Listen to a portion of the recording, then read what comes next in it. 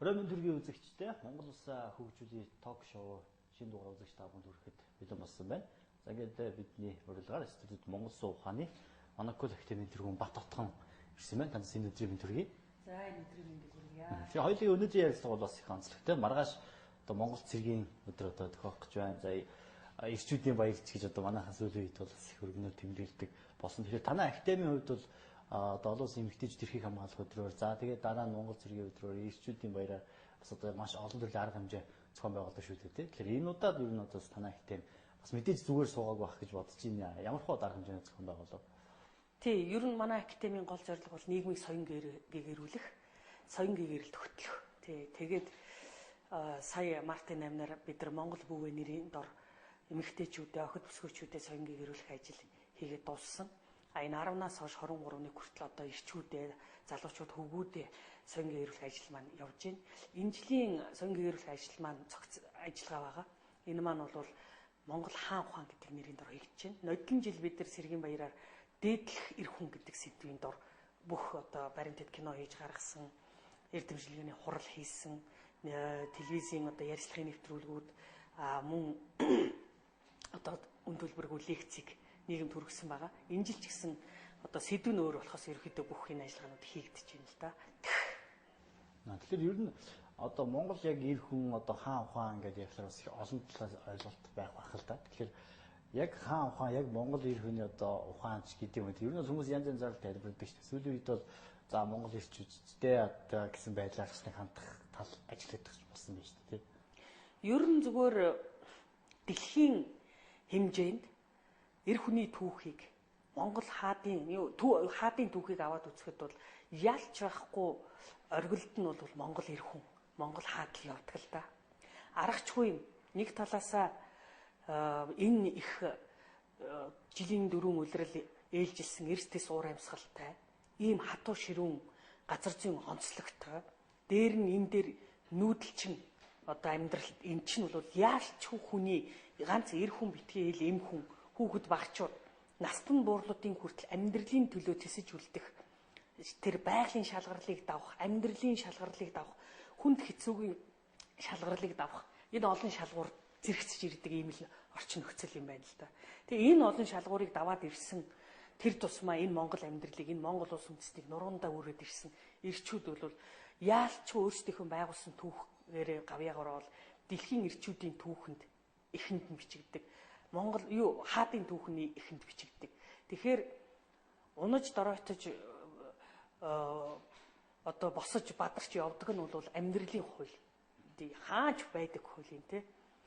Тэгээд ер нь бол уулын оройд гарсан хүн бол буухаас өөр арга байдгүй шүү дээ. Оройд бэлдэнд бууцсан хүн бол гарахаас өөр арга байдгүй.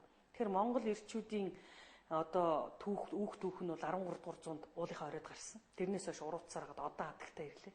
Одоо бол сэргэх сэхэх босох бадрах цаг нь болсон гэж одоо манай академи үзэж байгаа. Тэгээд бид нар бол энэ Монгол ирчүүдийн хэмэр сүлтийг бол дандаа ийм хэвтэй унтсан байдлаар байсан юм шиг төсөөлөх цагийг өөрчлөх, нийгмийн сэтгэл зүйд өөрчлөлт хийх одоо гол нь. За тэгээд ер нь бол энэ бид нар бол тэр нодлон дээдлэх эр хүн гэдгээр бол ер нь эр хүн гэж хэн байсан юм. Одоо өнөөдөр бол бид нар эр хүний ойлголт бол маш хөвцөө болчихлоо шүү. Нэг хүүхэнтэй унтчихаараа эр хүн болчлоо гэж боддог. Эсвэл эмэгтэй нэг эртээ хавдчихаараа эм хүн боллоо гэж боддог. Гэтэл энэ Монгол суухан чинь эр болох эм болох гэдэг чинь тэр амьдралыг үүрч авчих. Амьдралыг хариуцаж хамаарах. Тэр хариуцлага нь, үүрэг нь, тэр ухаан нь, тэр чадвар нь байна. Энүүгээр нь эр эм гэж хэлж ирсэн юм. Тэгээ эр цэргийн түүх гэж байгаа бол монголчууд бол би хэлдэг нүүдэлчин амьдрал бол тэр чигээрээ эр цэргийн түүхтүүд үгүй эм цэргийн түүх. Яагаад тэгэхээр зэрэг Монгол амьдралч хүссэн өсөөгөө эр эм хөгшин залуу хүүхэд настан хэнийгч амьдралаа батлан хамгаалах, өрх гэрээ батлан хамгаалах, улс гэрээ батлан хамгаалах ийм үйл хэрэг рүү татан оруулж хэлдэг л да. Тийм учраас бол энэ эр хүн гэж хэмбэ гэхээр ялч байхгүй тэр улсыг өрх гэрээг амьдралыг нуруундаа үүрч авч явж чадчихсан. Тэгэхдээ бүр өнөөдөр их шиг эдээр биш, төрөнгөөр биш, эрх мэдлэр биш, албан тушаалаар биш. Одоо авилгал хээл ахвал булаан дээрэмтлэх мапчсан хувилдаанаар биш. Харин эсрэгээр ухаанаар оюунаар гэгээрлэр тусгаар тогтнолоор эв нэгдлэр, хайр инэрлэр, үнийн шудраг ариунаар авч явж исэн тэр ирчүүдийн түүх яригддаг байхгүй. Нэг ийм зүйлийг бас надад давсан гэж хэлдэг. Сая таны ярианы дундаас явж байна. Уулын билис одоо Монгол хүний хиймэр явсараа гадагт нь хүрлээ гэдэг. Тэгэхээр манай өнөөгийн одоо нийгэмч гэдэг юм уу эсвэл одоо өнөөгийн байгаа хүмүүс ухамсарч гэдэг юм уу нэг их хүн ирчүүдээ тэгэхээр бас нэг тийм одоо нэг хүндэлтгүй ч юм уу те. За тэртээ тэргүй за яахав те гэсэн байдлаар байдаг ч юм уу. Нийгэм нь тэр аяараа ингээд нэг одоо өөр болчиход байгаа юм шүү. Өөр одоо юу мэрэгдээ, өөр сэтгхүүтэй, өөр зүйлийг ажигладаг болсон. Үгүй одоо бол яг тань шиг ингэж асуух хүмүүс зөндөө байгаа. Дээр нь энээс гадна бүр цаашлал Баттхон чи өнгөрсөн баларсан 13 дугаар зууны юм ярьж яах гэдэг юм бэ? Өнөөдөр 21 дугаар зуун. Өнөөдөр бид нар суурийн иргэн шилжчихлээ. Бид нар Америк, Английн замаар явж байна. Биднэрт ямар хэрэгтэй юм гэж. Гэтэл 13 дугаар зуунд амьдрал үргэлжлэегүй юм. 13 дугаар зууны хүмүүс шоу хийжсэн юм. Харин өнөөдөр бид нар чи амьдрна гэж шоу хийж шин. Тэд нар бол жинхэнэ амьдрчсэн. Яаж тэр байгалийн хуулинд, тэр оршлонгийн оршихуун үндсэн хуулинд захирагдаж, яаж зөв үнэн шудраг ариун орших, яаж ёс төгөлдөр орших, яаж ёс суртахуунтай орших, яаж төвшин сайхан орших, эмх зэгстэй дэг журамтай орших гэдгийг тэд нар жинхэнэ бүтээсэн биш. Тэгээ яагаад ингэж л өмнөхөөсөө сургамж сургаал авахгүй бол түүх байхын хэрэг юу байх вэ? Тэгвэл удан байхын, хойч үе байхын хэрэг юу вэ? Тэгэхээр зэрэг энийг л авах гээд байгаа юм бид нар. Бид нар энийг л авъя гэж яриад байгаа. Өнөөдөр тэртээ тэргүй дэлхийн нийтэд маань төр барихан мухардцсан. Ямар ч онол байхгүй. Энийг бол 2000 оны 12 сарын 4-5-нд Гонконгод болсон дэлхийн 38 улс орны удирдагчдын цуглаан дээр Клинтон хэлсэн ш. Өнөөдөр манай дэлхийн хөгжил мугардаа зогсоод 110 120 жил болсны учир нь нэгдүгээр дэлхийн удирдагч алга, хоёрдугаар дэлхийн хөгжлийг авч явах философи алга гэж. Тэр чинь өнөөдөр энэ Монгол суухан байна шүү дээ. Тэгэхээр зэрэг энэ хаан ухаантан байна гэдэг чинь ерөөсөө энэ улс орны амьдралыг яг тэр орчлонгийн оршихуун үндсэн хуулинд нь зохицуулж Монгол орчлон гэдэг нэг улс гэрийн дотор тэр улс гэрийг өөрийнхөө үүсгэж байгуулж бүтээж авч явж исэн онолуудыг монголчууд таньж мэдээд тэрийг Монгол улс гэрээ үүсгэж байгуулж авч явахад ашигласан байна. Тэгэхээр Монголын төр барихан онол гэдэг чинь орчлонгийн төр барихан онол байхгүй. Ийм гайхамшигтай түүхтэй, ийм мэдүүл зохиотой, ийм эзэмшүүл зохиотой өөр хэм байгаа энэ дэлхийд. Тэгэхээр монголчууд яг энэ эрдэм ухаанаараа дэлхийн багш үндэстэн байсан, дэлхийн менежер үндэстэн байсан. Хойд яринаас их жоохон өөрчлөлт. Тасаас ярианы гадна Монгол төрийн бодлого одоо энэ зангидах хэрэгтэй гэдэг зүйлийг бас цус дурдаад өнгөрлөө. Тэгэхээр та бол одоо маш олон одоо лекц уншиж ирсэн, маш олон удаа цагийн гэрүүлэх ажлыг хийж ирсэн юм уу? Тэгэхээр ер нь ингээд таныг одоо энэ зүйлийг ингээд яриад явах үед одоо салбарынх нь одоо яамч үт юм эсвэл төр засгийн одоо нэг хин нэг их мэдлэлтэн дарагч үт юм уу? Ер нь ийм дэмжигч үт юм уу? Ийм зүйл нь байдаг уу? Байхгүй. Тэгэхдээ би бол хин нэгэн эрх мэдлэлтэн сайд дараагаар дэмжүүлэх гэхээсээ илүү Монгол сууханд амьдралаас нь зөв үнэн шудраг ариун төвшин сайхан төрж гардаг тийм амьдралтай ард түмнийг төргөнэ гэж. Тэгэхээр 3 сая монголчууд өөрсдөө төр байхгүй. Тэр 3 сая монголчууд буюу жинхэнэ төрөөс эрх мэдлийн төрийнх нь эрх мэдлийг төр авсан хүмүүс нь өнөөдрийн эрх мэдэлтэнгүүд. Би энэ эрх мэдэлтэнгүүдийг төр гэж харддаг л дээ. Энэ бол ард түмэн сонгуулаараа за та хэд бидний өмнөөс асуудлыг маань шийдгээд төв сонгоод сонгуулаа өгч саналаа өгдөг хэсэг төрийнхөө эрх мэдлийг дамжуулсан хүмүүс. Жинхэнэ төр нь ард түмэн. Чи одоо байрны өөрчлөгдөж байгаа юм шиг. Гэхдээ мэдээж тэгэхээр зэрэг энэ төр барих онолгүй эрдэмгүй хүмүүс чинь ард түмнээ боол гэж хараад байна шүү дээ. Өөрсдийгөө боолын эзэн гэж бодоод байна шүү дээ. Төрийн эзэн буюу боол гэж бодоод байна шүү. Тэгэхээр энэ сэтгэхүйг л өөрчлөх хэрэгтэй байхгүй юу? Энэ л хэрэг энэ одоо бидэрт хөгжөхөд хамгийн их саад болж байгаа. Энэ төрийн эрх мэдлийг авсан энэ улсууд чинь энэ жинхэнэ төр буюу ард түмний үйлчлэг чинь боол нь зарцсан байх хэрэгтэй байтал өөрсдийгөө ард түмнийг бод жинхэнэ төрийг боол гэж харж хаад өөрсдийгөө боолын эзэн гэж хараад боолын эзний сэтгэхүйгээр яваад байна шүү дээ. Тэгэхээр эднээс дэмжлэг гордохоосоо илүү ард түмэндээ л энийг жинхэнэ төрдөө мэдүүлчих. Тэгээ ард түмэн хэзээ нэг зав шаарддаг шүү дээ. Энэ юмыг одоо оруулаад өг. Энэ юмыг ингээд одоо ард түмэн зөндөө хэлж байна. Баттон наадгыг чинь дунд сургуулийн хөтөлбөр програм бод оруулмаар байна. Хүүхдтэй би цэцэрлэгээс нь дунд сургуулиас нь заалгамаар. Гэхдээ хөөцөлдөж л юм.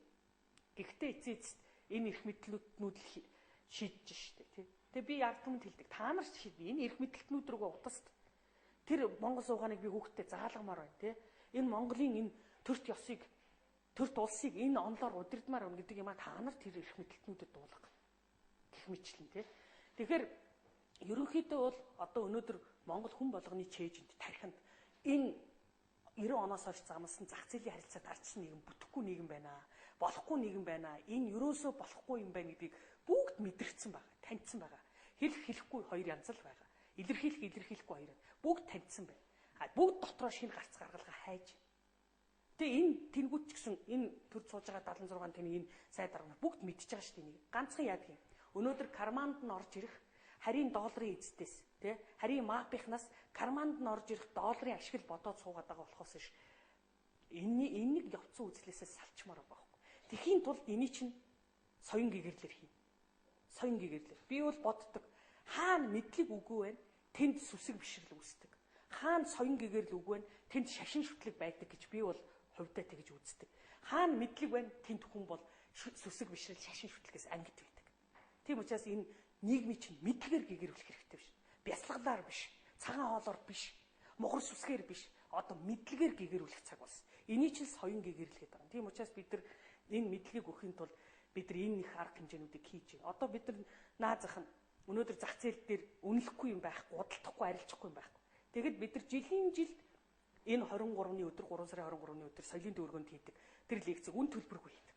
Соёлын төв чинь жил ирэх тусам заалныхаа үнийг нэмэл байгаа шүү дээ. Тэгэхэд бид нар лекц үнгүй хийдэг гэвэл одоо цаг нь 2 сая төгрөг болж. Тэрий чинь бид нар олж төлчихөөр ард түмэндээ үнгүй хөрөхт. Тэгэхэд манай лекц яадгүй. Ингээд суудлан дүүрчгээд шалан дээр нь хүмүүс суугаад тэгээд өшөө хөвл гიშгц айгу гадаа нь үлддэг.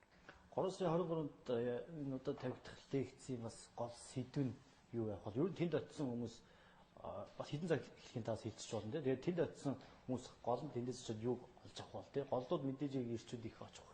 Тэг бид нар 3 сарын одоо 23-ны 14 цагт соёлын төвөргөнд бид нар Монгол хаан ухаан гэдэг лекц өргөнө. Хаан ухаан гэж ганцхан энэ төрийн эрх мэдэлд очисон ирчүүдийг хэлдэг юм аа. Эр хүн та өрх гэртэй хаан. Эр хүн та өр хүүхэдтэй хаан. Эр хүн та хань ижилтэй хаан. Эр хүн та нутаг орондоо уул усандаа хаан. Тэ? Дээр нь эр хүн та улас гэртэй хаан. Төр засагтай хаан. Дэлхийдээ хаан. Тэр хаан ухаантан байхын тулд та юуг мэдүүл зохилтой, юуг эзэмшүүл зохилтой, ямар байх ёстой гэдэг тэр бүх одоо зүйл мэдлэгийг л олгох гээд байгаа. Тэгээ нодлон бид нар дээдлэх эр хүн гэдэг лекц бас ингэж хийсэн. Хөл тавих зайгүй бүр ингээд суудлан битүү дүүрээд шалан дээр суугаад гадаа битүү зогсоо сонссон. Тэндээс олон ээжүүд уйлж гарсан. Олон ирчүүд нэгийг бодож хоёрыг тунгааж омгшиж, огшиж тэгээд ч манай хаан ухаан тагим дээр ирж гişүүнээр илсээ суралцаад энэ жил мундаг энэ соён гэгэрүүлэх ажил ухаанаараа гар биеэр ингээ хамтраа зүтгэж байгаа олон ирчүүд нодлонгийн лекснээс ирсэн. Тийм учраас би бол дотроо юу гэж утсан гэхээр манай Монгол ирчүүд бол хөөх юм өнөөдөр хатан ээжүүд байхгүйгээс болоод тэдрийг сургаж хүмүүжүүлдэг, зөвлүүл чиглүүлдэг тэр ээжүүд байхгүйгээс болоод унчаад байгаа юм байна.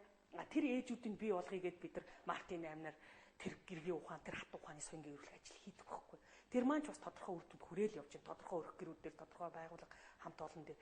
Одоо бас ээжүүд чинь юм байхаас гадна ирчүүд та нар өөрсдөө бас зүтгэе. Ийм байна шүү гэдгийг хэлж өгөх гэж байгаа байхгүй. Энэ л чухамдаа эмэгтэй хүний улс гэрээ засахад төрөө төвчтөхөд оруулдаг хувь нэмэр. Ердөө л энэ. Чи өөрөөсөө унсан хүү болгоныг сайн хүн хаан ухаантан болгоод өгчүүл. Чи өөрөөсөө унсан охин болгоныг гэргийн ухаантан хатан ухаантай эмэгтэй болгоод өгчүүл энэ монголчин засарчд юм байна. Тэр хоёулаа бас ярианы цаг бас төгсчихээ. Төгсгөлнөөс нэг зүйлийг тодруулмаар. Саяхан бас нэг одоо нэг хэвлэл уншихад нэг хүүхд одоо ярьсан байна л да. За ахын дөө ном унших юм бол хүн ингээд сайхан ухаантай болт юм аа гэсэн. Үгүй ном дотор байгаа юм чи бүгд компьютер дотор байгаа гэдэг тэр хүүхд хариулсан байна.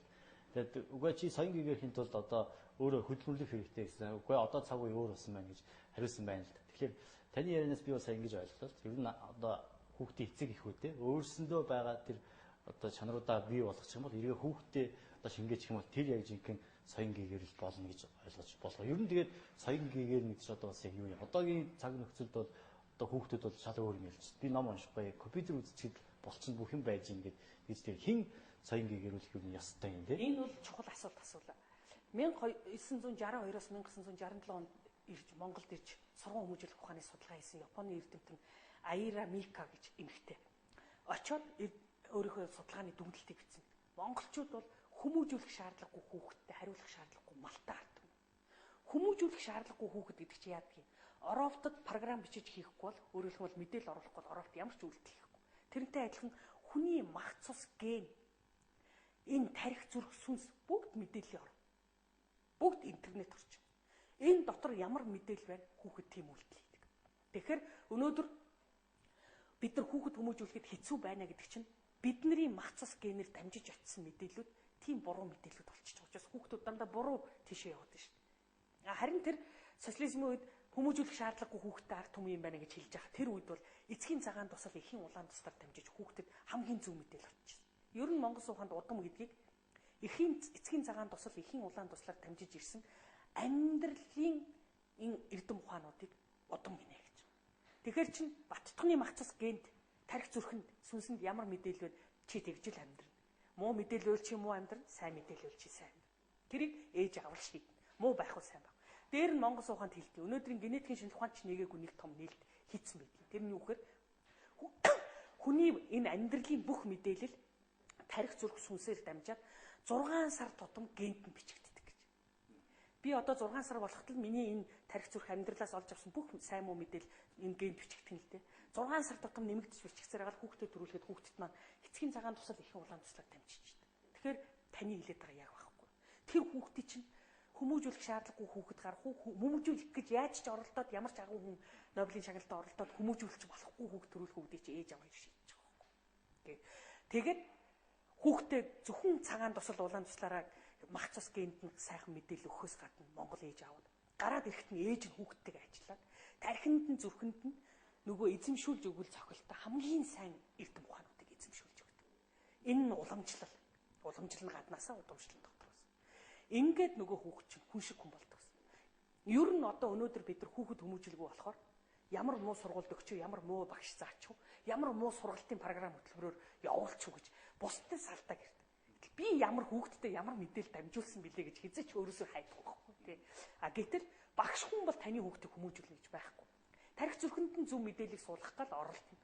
Харамсалтай нь дотор нь мах цус генд нь муу мэдээлэл байгаа бол хүүхд чинь хүн шиг хүн болохгүй л байхгүй. Тэгэхээр яах ёстой. Энэ мах цус генд буруу мэдээлэлтэй хүүхдүүдийг тарих зүрхээр нь дамжуул 6 сард нь тарих зүрхэнд нь зөв мэдээлэл суулгаад тэр зөв мэдээлэл нь мах цус генд нь очихоор дараагийн удам зөв болно өстэй. Тэгэхийн тулд соён гэгэрэл хэрэгтэй гэдэг. Соён гэгэрэл гэдэг бол мэдлэгээр гэгэрүүлэхийг л хэлж байгаа. Эрдэм ухаанаар гэгэрүүлэхийг л хэлж байгаа. Түрүүн би бясалгалаар биш, цагаан хоолоор биш. Мухар сүсгээр биш. Хэн нэг ламын уншсан номонд биш. Яг өөрөө ном уншаад өөрөө энэ хамгийн зөв үнэн шударга мэдээллүүдийг олж аваад оюун дүгнэлт хийгээд эндээс итгэл олж аваад амьдралдаа хэрэглээд өөрийгөө засаад явах. Энэ мэдлэгээр гэгэрүүлэх чинь хэлж байгаа. Өнөөдөр бурхан багш хичнээн сайхан зөв амьдрах эрдэмүүдийг үлдээсэн. Харамсалтай нь хэн тэрийг ойлгосон юм? Хэн амьдралдаа хэрэгжүүлсэн? Ламнар ч өөрсдөө мэдэхгүй байх шээ. Харин ард түмнийг муухруулж чиний ийм юм болохгүй байх, чи баруун зүгт гаруул, чи үхэн чи бар цагт явуул ингэв. Энэ зүг чиг орон зайд муу юм гэж байхгүй. Чамд муу юм тохиолж байгаа бол чиний хийсэн үйл өөр. Чи муу үйл хийсэн учраас үйл өөр нь чамд муугар ирж. Түүнээс тэр зүгээр гэмгүй байгаа зүг чиг цаг хугацаа өдөр хоног сар гаригт бити буруудах чихэд л та. Өөрөөсөө бурууга хайл та.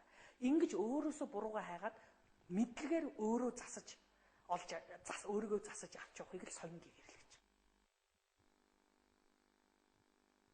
Эхийн цагаан тагтаа.